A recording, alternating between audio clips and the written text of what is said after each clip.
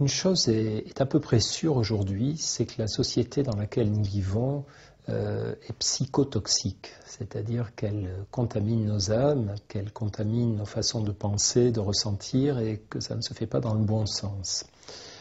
Ce que j'appelle une société psychotoxique, c'est par exemple la nôtre dans ses aspects matérialistes. On parle de société matérialiste lorsqu'une société met au sommet de ses valeurs des valeurs telles que le pouvoir, la réussite, la possession matérielle.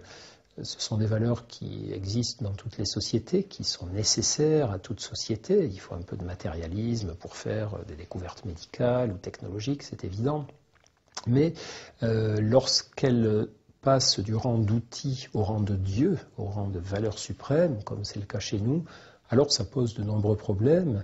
Et on dispose aujourd'hui, il y a tout un champ d'études en psychologie sociale qui montre que plus une société est matérialiste, plus elle accorde d'importance à la possession, à la consommation et au pouvoir, plus elle engendre des individus malheureux, triste et anxieux. Et plus un individu a un fonctionnement tourné vers le matérialisme, plus il est insatisfait, tendu, anxieux, exposé à la tristesse, au spleen et aux états d'âme négatifs. Donc cette société matérialiste pose déjà ce problème de fragiliser nos états d'âme parce qu'elle nous éloigne tout simplement de ceux dont nous avons vraiment besoin. Nos vrais besoins ne sont pas, ou pas seulement, dans toutes les valeurs matérialistes, mais ce sont des besoins de lien, des besoins de partage, des besoins de contact avec la nature, des besoins de gratuité, d'interaction sans arrière-pensée. Nous ne pourrons pas survivre dans un monde où tout est pensé, pesé, calculé, payant ou en attente d'être payé. Ça, c'est un point très important. Il y a aussi d'autres aspects psychotoxiques dans notre société qui sont indirectement liés au matérialisme, comme le fait que nous vivons dans une société de remplissage, d'accumulation, accumulation des objets. C'est une société qui nous incite, par exemple, à réguler nos états d'âme en achetant des choses ou des services, à réguler notre tristesse en achetant un voyage, en achetant un bel objet. Beaucoup d'acheteurs pathologiques sont des personnes dont on a pu montrer que les instabilités de morale, les instabilités d'état d'âme étaient corrélées à l'envie d'acheter, et ça marche d'ailleurs dans les deux sens. Lorsqu'ils se sentent en pleine forme, avec plein d'états d'âme positifs, ils ont envie de dépenser. Lorsqu'ils se sentent malheureux, ils ont envie de dépenser. C'est-à-dire dès que ça bouge un petit peu au niveau de leur équilibre intérieur, c'est associé à l'envie d'acheter parce que nous sommes aussi dans une société qui nous balance ce genre de message. La publicité, au fond, ne nous incite qu'à ça. La publicité nous vend des promesses de bonheur, d'amitié, de lien social, de reconnaissance sociale au travers de marchandises qu'on nous incite à acheter, que ce soit des vêtements, des voitures, toutes sortes de produits. C'est exactement la même chose pour la boulimie. Il n'y a pas que les acheteurs compulsifs. Les personnes boulimiques sont aussi des personnes victimes d'oscillations de leurs états d'âme qu'elles tentent d'étouffer ou de calmer en mangeant. On a la même chose aussi pour le tabac et pour l'alcool, donc ça c'est un autre aspect de la société matérialiste qui nous incite à réguler nos états d'âme par des actes de consommation. Il y a encore un autre aspect de cette société qui pose beaucoup de problèmes par rapport à l'équilibre intérieur, c'est que c'est une société qui fonctionne comme si elle avait décidé d'évacuer la lenteur, l'ennui, le vide, le calme, comme s'il fallait que nous soyons en permanence occupés, suroccupés, comme s'il fallait que chaque instant soit l'objet et le moment de faire quelque chose, d'avoir une activité. En faisant ça, en répondant à ces injonctions d'être toujours en train d'écouter de la musique ou de regarder un écran ou même de lire, la lecture est quelque chose de bien en soi, mais pas si on est sans arrêt en train de lire dès qu'on a un moment de libre. Il y a des moments lorsqu'on est dans les transports en commun ou lorsqu'on est chez soi où il ne faut pas se jeter sur un écran, un livre ou de la musique, mais où c'est bien de se poser, de s'asseoir, de respirer un peu et de se dire où tu en es actuellement. Qu'est-ce qui se passe dans ton corps? Quelles sont les pensées, les émotions, les états d'âme qui circulent en toi? Comment ça va?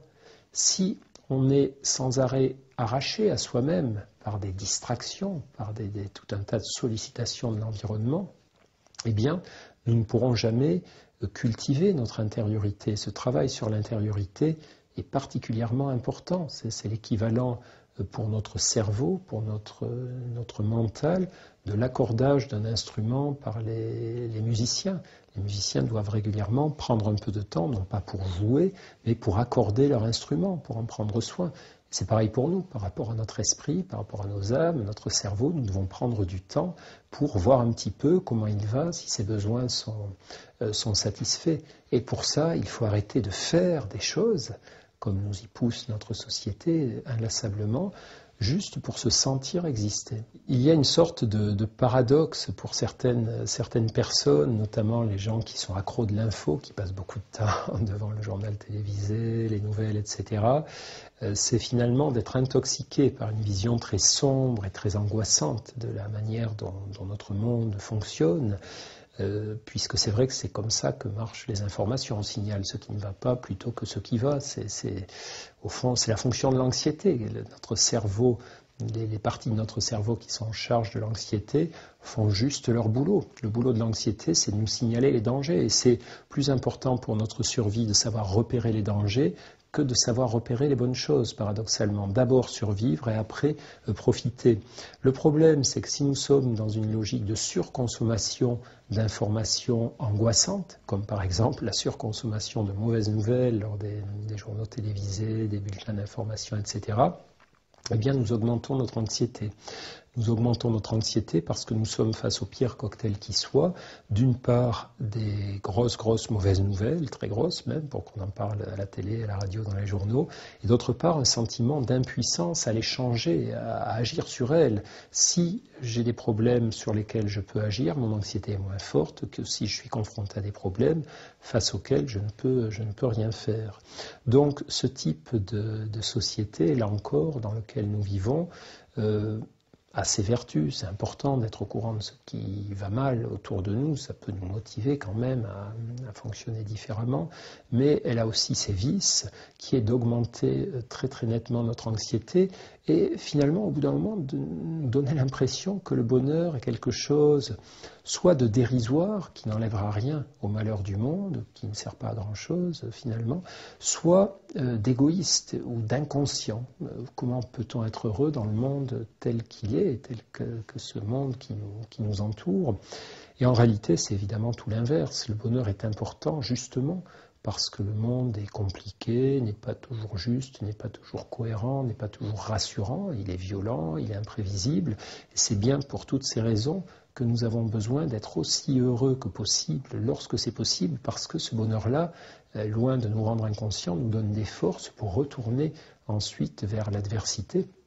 Donc, ça rejoint d'ailleurs toutes les études dont nous disposons, montrant que le bonheur ne rend pas égoïste, mais au contraire permet de s'intéresser à ce qu'il y a autour de nous. C'est la souffrance qui replie sur soi-même. C'est lorsque nous souffrons que nous n'avons plus envie de regarder autour de nous et d'aider les autres et d'aller vers les autres. Lorsque nous souffrons moins, nous commençons à respirer et à nous ouvrir. Donc il est important de préserver ces états d'âme positifs dont le bonheur fait partie ou dont il représente une sorte d'aboutissement parce que justement les aspects négatifs de la vie et du monde existent et sont bien présents. Le bonheur, ça ne sert pas à oublier que le monde est tragique, ça sert juste à mieux l'affronter.